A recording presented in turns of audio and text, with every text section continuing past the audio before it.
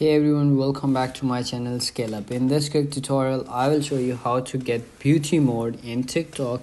It's super easy to do. Let's get started.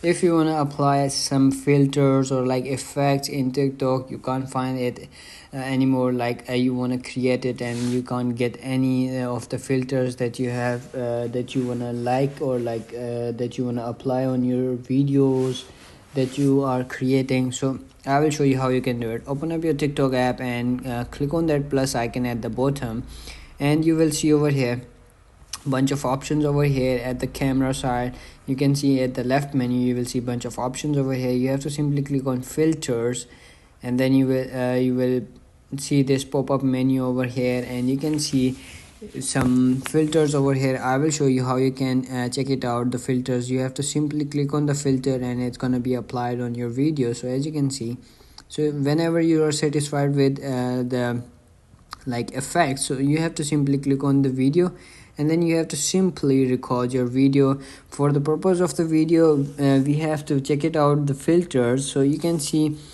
beside this video you can see bunch of filters over here. You can as well scroll to the left and get some filters over here.